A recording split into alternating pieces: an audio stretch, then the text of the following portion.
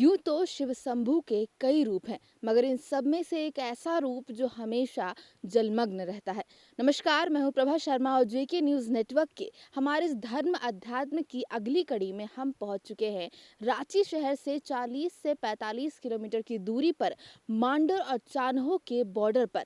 यहाँ पर हम पहुंच चुके हैं जलेश्वर बाबा के धाम पर, जहाँ पर हमेशा जो शिव शंभू है, जो उनकी शिवलिंग है, वो हमेशा जलमग्न रहती है। फिर भी उनके दर्शन के लिए यहाँ पर हजारों लोगों की भीड़ कई सैकड़ों सालों से होती रही है, चाहे वो शिवरात्रि की रात हो या फिर सावन का महीना। तो यहाँ पर हम पहुंच तो चुके हैं जलेश्वर धाम, मगर इस धाम को थोड़ा और करीब से जानते हैं कि ना यहाँ मंदिर है ना शिवलिंग दिख रहा है। तो कहाँ है हमारे जलेश्वर धाम बाबा। सबसे पहले अगर जलेश्वर बाबा के शिवलिंग की बात करें तो इस आसिन महीने में या अंग्रेजी महीने में कहें तो इस सितंबर के महीने में पानी का जो स्तर है वो 6 से 7 फुट ऊपर चला जाता है, जिसके कारण इस महीने में उनके दर्शन तो संभव नहीं हो पाते।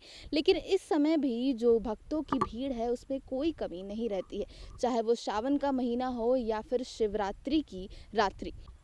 ये नदी जहाँ पर जलेश्वर बाबा स्थापित है, वो नदी कोई आम नदी नहीं है। ये नदी दो नदियों का संगम है।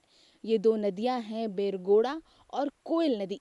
और कहा जा सकता है कि इस नदी में जो इसकी गहराई है वो महीनों के हिसाब से कम या ज़्यादा होते रहती है, जहाँ पर भक्त आसानी से सावन के महीने में हमारे जलेश्वर बाबा के दर्शन भी कर सकते हैं।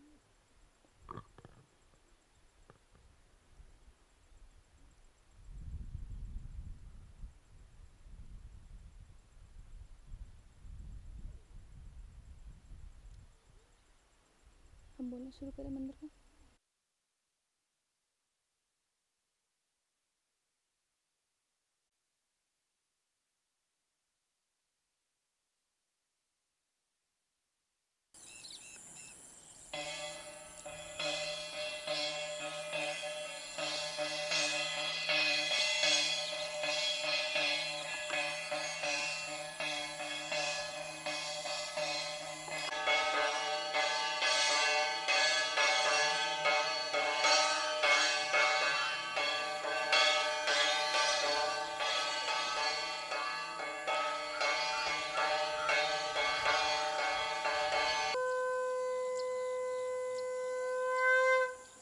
तो जैसा कि हमने आपको यहाँ पर बताया कि जलेश्वर बाबा हमेशा ही जलमग्न रहते हैं, चाहे वहाँ पर पानी का स्तर ज़्यादा हो या कम हो। तो ये हमारे लिए जानना भी काफ़ी रुचि से भरा रहा कि यहाँ पर आखिर पूजा अर्चना होती कैसे है।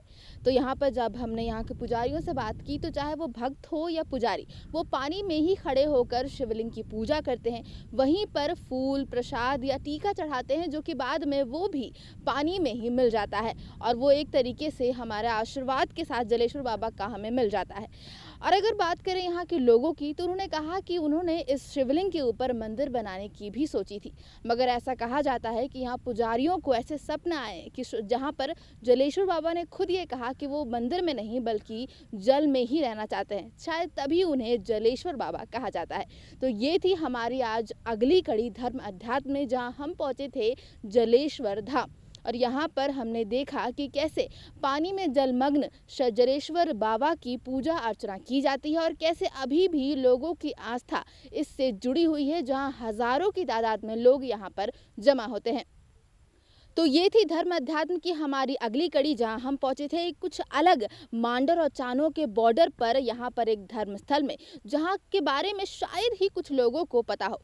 तो आगे और भी ऐसे धर्म स्थल पर लेते जाएंगे हम आपको, जहाँ पर जानेंगे और भी कुछ ऐसी आस्थाओं को, कुछ ऐसी मान्यताओं को कि आखिर लोग ऐसी जगह पे क्यों मान्यता रखते हैं, आखिर क्यों वहाँ पर आस्था है, लोग वहाँ पर जमा हो रहे हैं, भगवान में उनका विश्वास दिख रहा है। तब तक आगे और भी ऐसी कड़ियों से जुड़ते रहिए हमारे साथ। कैमरामैन नूतन के साथ मैं प्रभा शर्मा, जेके न्यूज़ नेटवर्क।